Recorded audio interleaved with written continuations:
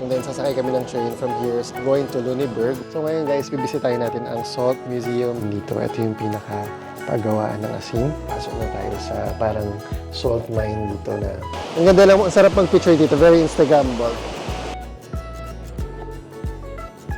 Ang wild boar ay very important sa history ng Lüneburg. Ang ganda dito, no? Sarap ng town hall nila. Is it nice? Oh, okay. A bit of space for... Hello guys, good morning. We are headed to Lüneburg. This is our third day dito sa Germany. Kasi nandito kami sa Central Station dito sa Hauptbahnhof. And then sasakay kami ng train from here going to Lüneburg, which is a 30-minute na train ride. So sasakay kami sa ice train, which is called Intercity Express. Bumili lang kami ng breakfast dun sa same bake shop dito sa train station. Umorder kami ng Franzbrötchen, which is yung parang cinnamon bread na may flavor, different flavor, and coffee. Nougat.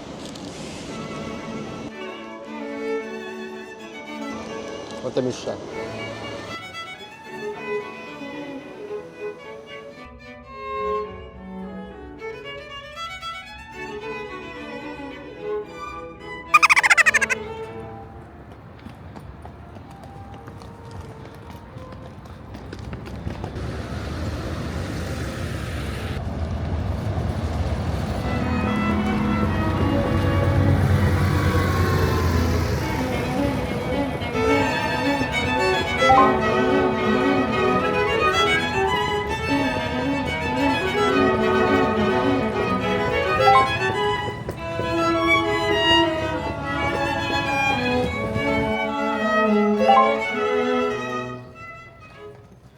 So nag-aantay lang kami ng reception. And ito, it's a nice hostel considering the price that we paid. Parang 84 euros for one night. And maganda yung reception niya. Hindi ko lang alam yung room.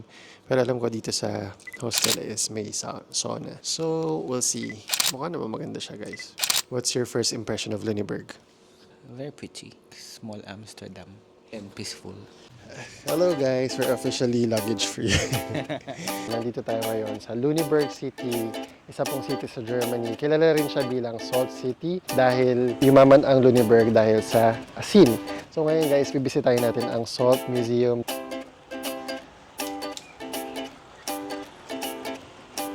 Eingang. So guys, nandito kami sa inside ng Salt Museum. Ang entrance ay 8 euros each.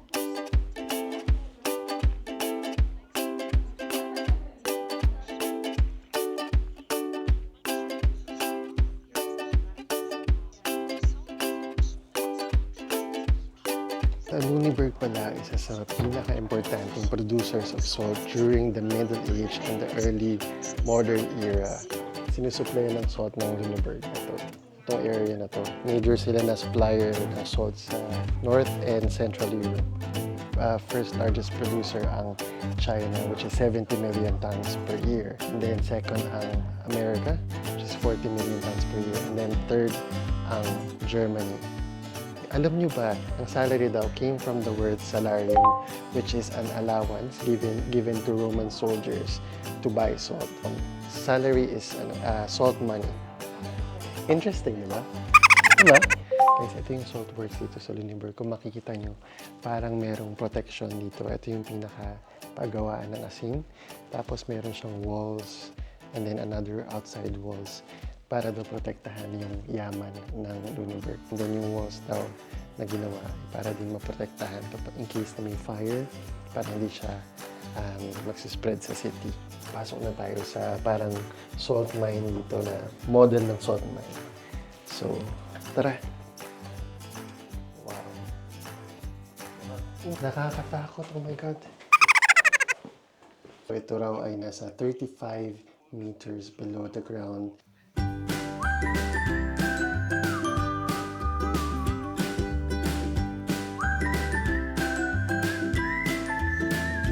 Ito guys, yung mga iba-ibang salt containers, mga collection ng mga lalagyanan ng salt. Dito sa Lüneburg, makikita mo daw mga around 700 daw na iba-ibang kinds ng salt containers. So yan, from the parang ancient to the cutest. Ito, di ba? Tingnan mo to. May mga Mickey Mouse pa dito. Naabutan ko to. Yung papasok ka, tapos iano mo yung time card mo or susulatan nila na pumasok ka. Ngayon, parang wala nang ganito. Alam niyo ba guys, na in the old Hanseatic City daw, kapag bumisita ka sa isang family, bibigyan ka ng bag of salt as a gift to remind the wealth of Lüneburg. Ikaw kung marirecommend mo yung Salt Museum sa mga sa mga tao? Well, depende kasi sa mga tao yun eh. Kung gusto mo ng history, matuto ka ng history, what happened noong mga unang panahon, it's definitely worth going to. I would recommend yung audio guide kasi lahat in German. O dito pala sa Lüneburg, ang signature daw ng mga structure ng mga houses ay naka-slant. So makikita nyo dito, para na silang tumatagilid sila. Dahil daw yan sa salt mining, yung foundation daw ng ground ay nag-weaken na. So part din daw yun ng beauty ng Lüneburg, part na ng history. Kaya pinapanatili na ng lasing. Guys, nandito kami sa Lüneburg Bookshop. Meron talaga siyang parang section na pang LGBT lang. Mga LGBT books. Naghahanap kami ng souvenir for Lüneburg. Kasi hindi kami nabili sa Hamburg. I think we're gonna buy this. 4.95 euros. Medyo mahal siya. Pero cute siya.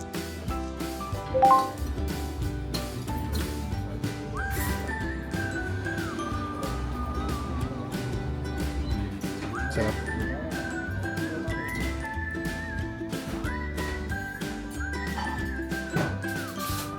Ang dami talagang nagbabikes dito, no?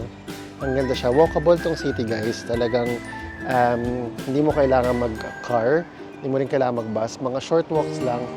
So dito nga sa Brosseberg, no, guys, hindi ko alam kung paano bigkasin, pero sobrang ganda ng view kahit umuulan, guys. Sobrang ganda. Sarap mag-picture dito. Very Instagrammable. Marami rin locks dito, guys. So, pinagbabawal din nilang Pinagbabawal na nilang lagyan ng locks kasi sobrang dami na. Parang ganito yata sa Paris, yung mga love locks yun.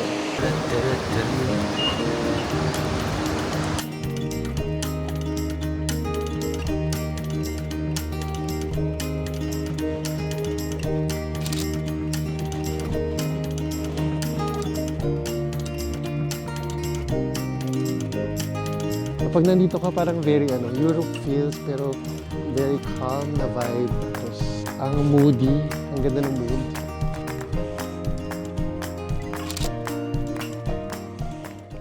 Ang wild boar ay very important sa history ng Lüneburg kasi nga dahil sa wild boar nila na-discover ang salts. Guys, dito sa city center nila may makikita nyo yung historical landmark which is called Rat's Apotheke. It's Old Council Pharmacy and it's one of the oldest operating businesses dito sa kanilang city.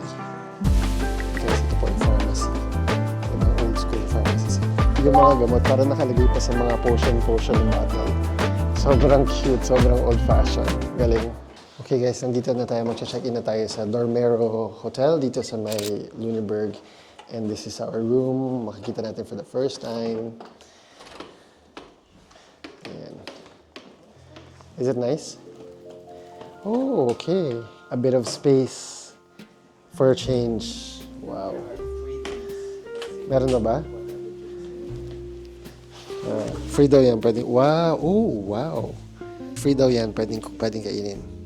Pwedeng inumin. Ooh, that's nice. Merong 2 single beds na pinagdikit and then, meron tayong view dito. Nice. A view of, that's nice. Maganda rin ang view natin. Hello. Welcome to Dormero Hotel. Guys, nandito tayo sa Lüneburg's Water Tower. Ito guys, ang water tower na to ay nagsilbing water reservoir dito sa Lüneburg until 1985. Ayan, pakita ko sa inyo.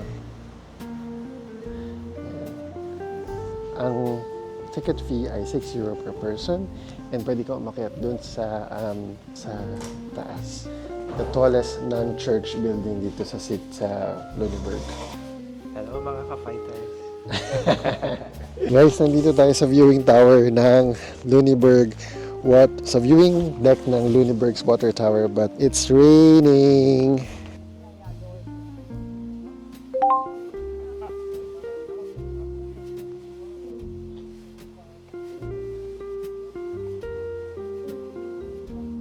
So yun guys, 360 view of Lunenburg City. Ganun pala sila mag-washing machine before. Ilalagay mo yung heated water sa loob, tapos i-rotate mo to. So manual talagang washing machine before. Galing no? Guys, from 1897 onwards daw, dito raw kinukolekta ang mga urine at feces ng mga tao dito sa Lunenburg. So, iniipon nila sa bahay nila sa bucket na ganyan. Kinukolekta, saka tinatapon. Amazing. Dito po naglalangoy si Ariel at si Ursula. Look at this stuff. Isn't it neat? Wouldn't you think I'm a girl? Sure. Ito pong nakikita nyo yan, lahat po yan ay water tank. Ito ang nagsusupply ng tubig dito sa city ng Lunenburg sa Germany. Kapangyarihan ng tubig. Kaya-kaya kong pa... diba? Was it necessary? Was it a waste of time? Waste of money? What can you say about it? It's a waste of money and time. Guys, for tipid purposes naman, pero hindi naman kami nakatipid. Bumili lang kami ng for dinner.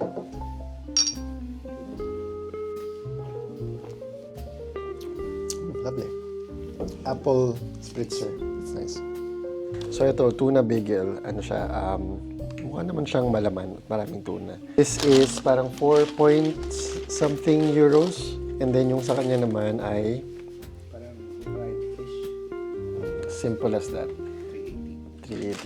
Kami bibili ng breakfast sa Rewe, sa grocery dito. Butter. Mura lang siya guys. Plain butter. Good morning guys. Today is our last day dito sa Lunenburg, Germany, and we are bound to Berlin mamayang hapon, mga 2 o'clock. And we're breakfast na kami dito sa city center. I don't know what it's called, pero sarap siya. Cheers!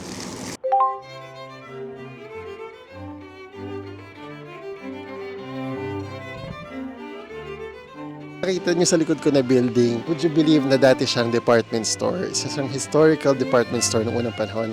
And now, isa na siyang hotel, guys. So, it's a beautiful Wednesday morning dito sa Lunenburg. At nandito nga tayo sa Lunenburg Old Harbor. At makikita niyo sa likod ko ay isang historical site.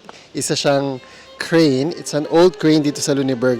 Nagsisilbing reminder ng past ng Lunenburg. Itong old crane na to ay ginagamit before sa paglo-load ng mga salt, which they refer to as white gold, kasi nga dito sa Lunenburg ang salt ang pinagmula ng yaman ng Lunenburg at nagpakilala dito sa Lunenburg bilang important member of the Hanseatic League or yung European Union way back in the history. So guys, nandito naman tayo ngayon sa Lunenburg Stint Market. Pamilihan ng asin. It's used for trade of salt and also yung fish na called fish that is called stint. That's why it's called Stint Market. Ngayon guys, ito ay tinatawag na pub mile kasi sunod-sunod yung mga pubs dito. No? Meron nga tayong Irish pub dito. Dito lang banda, somewhere over here. So it's a bustling area. Ang ganda dito, no, sa harap ng town hall nila. Meron silang ganitong klaseng market na parang pag umaga, punta ka lang dito sa sunny, tas bibili-bili ka lang para kang si Belle sa Beauty and the Beast. Diba? May mga strawberries.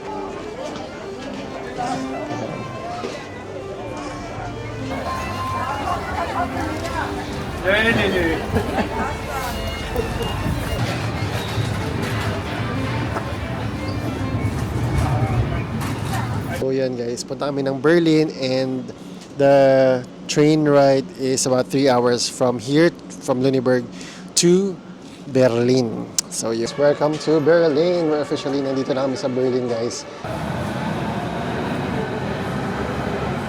Yun lang ang kaibahan so far. And then, napansin ko rin na parang hindi masyadong, yung mga tao sa daan, hindi sila masyadong mahay or mabate.